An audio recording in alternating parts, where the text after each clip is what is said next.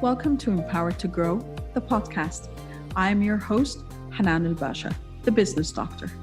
Following our conversations with empowered women who woke up one day and consciously claimed, I am more than enough, I am worthy, I am empowered to grow. And along their empowering journey towards realizing their own potential and their quest for growth, they became a beacon of hope and guidance for others. May you also find your inner power to grow.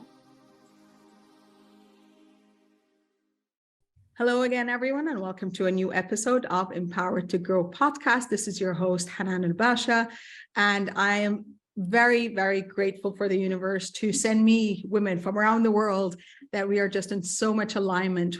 And I think they are doing amazing work. And it's an honor to be highlighting them further. Today, I have Dr. Jeanne Retief, and she is the founder of FIGGI Life, which is a very interesting concept that we'll be delving deeper into it. Dr. Jeanne, nice to meet you. Oh, thank you so much. It's so nice to be here. Thank you. I always start with a question about being empowered to grow.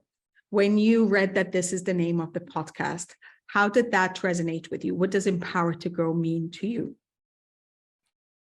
For me, when I saw it the first time, I thought that it's just that kind of permission that you give yourself to grow. I think sometimes we forget to do that, and that we have the ability to do it.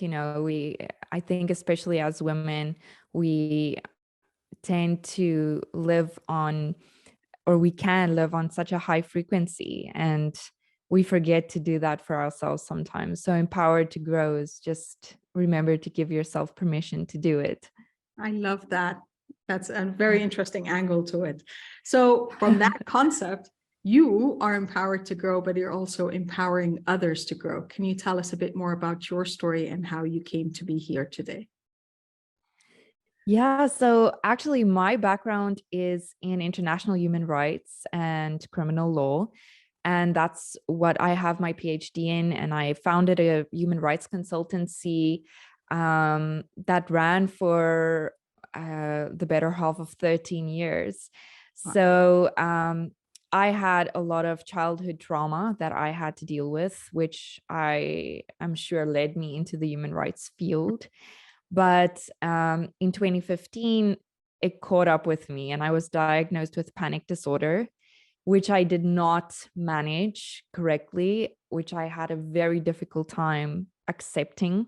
Mm-hmm. So it became a lot worse. And in 2020, when we immigrated to Portugal, it was literally the breaking point for me. And I had to make really difficult decisions about my life and how I was going to look into my own past and make a different path for myself and hopefully for others too. Because unfortunately in human rights, you have to deal with so much politics and red tape, and there are so many barriers to you being able to make the practical change that you want to. And I already have all the skills and the experience in that. So I wanted to take that and really make a change in the way that I can without all of these roadblocks. Yeah.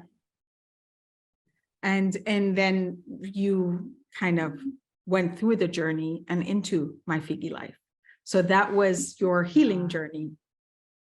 Yeah, I it's weird because I don't think it was a healing journey, because I feel like I'm so much still in the thick of it, and I'm still learning many new things. I'm actually now, the past couple of weeks, I've been going through a really, really bad emotional time, and I've gone back to my spiritual coach, and we're working through some things, and just effectively dealing with the emotion of anger, and that it's okay, and that it has a normal place in your life. Yeah. So, I think when it happened, when I started FIGGI and I thought I wanted to start FIGGI, it was just such a moment of complete despair for me. It was like I was breaking apart and coming back together all in one, but it was necessary, but in that moment, it wasn't a very fun experience. I hear you. I resonate with you, definitely. Because for me as well, as you said, I mean, I say kind of the launch, my lowest point that launched my transformational or continuing healing journey, it was also 5 years ago. And I like, it's an ongoing thing. You don't reach, Yeah. there are milestones along the journey, but you don't really reach a finish line. Yeah, and I think that's the beauty of it. When you start to invest in yourself like that, there's always so much more that you can learn and new ways that you can grow. And once you've gone on this path, and I think that's why I resonated with your podcast so much is exactly that you've given yourself permission to take this time for you and to invest in yourself as well. Yeah. And it makes such a difference in your life. That's exactly it. So from where you're standing today, from the thick of it, as you said, Yeah. what advice would you go back and impart on your 19-year-old self? Nothing. I would say nothing. I love that. No, but That's a first. I wasn't in a space at that age to be able to take in and learn from whatever I could have said to myself then. I really needed to go through those steps and those joys and difficulties to get where I am now. So going back and having given myself advice that may have changed the outcome of where I ended up wouldn't feel right for me, because I also know I wouldn't have been in a space to take it in and to appreciate it. I love that. And that's, by the way, that's very self-reflective, because again, it's appreciating, as you said, I mean, it wasn't an easy upbringing and you've had trauma of sorts. And yet you wouldn't change anything because that becomes who you are today. Yeah, for sure. And it's not, again, it's not always easy, but the thing is, at the end of the day, life always happens. Yes. And whether you will it that way or not, you get dealt the hand that you do in life. Yeah. So you can either spend your life being angry at it or seeing how it could have manifested in your life to make things a bit more positive for you, even if it is much later. That's true. Okay, so let's take the other end of the spectrum then. Your 90-old self. Yeah. She had a time capsule and she will send you a message today. What would you say thank you for today? I think the thing that I would always be the most grateful for is happiness, because everybody talks about it and there are so many books about it and people are so obsessed with being happy, but finding what true happiness is to you may look a lot different than it does to somebody, even your closest loved ones, even what happiness means to my husband as opposed to what it means to me. Yes. I think that's life's most precious and most difficult journey, is finding what brings you that happiness. So being able to say that I've had a life filled with true happiness to me would be one of the things that I would be the most grateful for.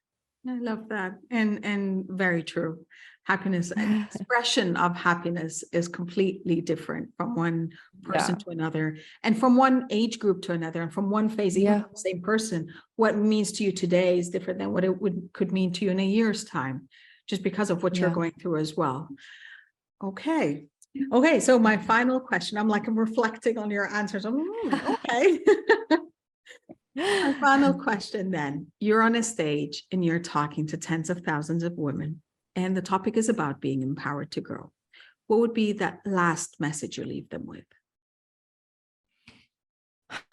This may sound like such a cliche, but it's made such an immense impact in my life, in various stages of my life and various areas.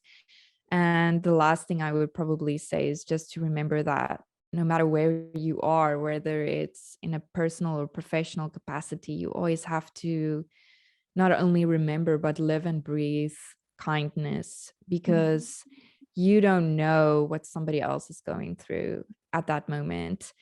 And also, you don't know who will come back into your life one day and who will remember the kindness that you've shown them. Because if I look back on my life and I were to pinpoint the 5 most significant moments in my life, they all occurred because somebody had shown me immense kindness, or I had shown somebody else kindness in a previous stage or place. And I think we really underestimate that, especially in a professional environment. That's true. That is so true. I call it imprints. I think every person that walks into your life, even if you're just crossing them in the street, leaves an imprint with you.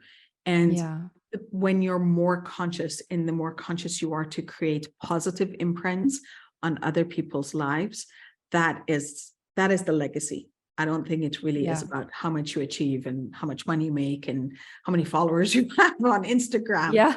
It's how many people have you positively imprinted on. And I think that is the beautiful things. And that comes from kindness, even just a smile. And I make it a conscious effort to always smile, and smile from my eyes rather than just like, the tight-lipped.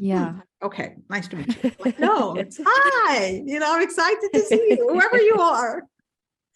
But I love that. Yes, kindness is the bottom line. Thank you so much for that, and for that reminder, actually, because I too believe we need a lot more kindness in this world. Yeah, agreed. Yeah. Dr. Jeanne, where can people find you in virtual space, our viewers and our listeners? I'm on Instagram at FIGGI Beauty. You can also find my personal account, Jeanne_FIGGI Life. The blog and the podcast you can find at figgilife.com, FIGGI. And if you want to shop the skincare, you can go to the skincare shop at figgi.eu. Great. And we're going to make sure to have all your listings as well in the show notes for everyone to connect with you and to get to know what my FIGGI Life is all about. Thank you.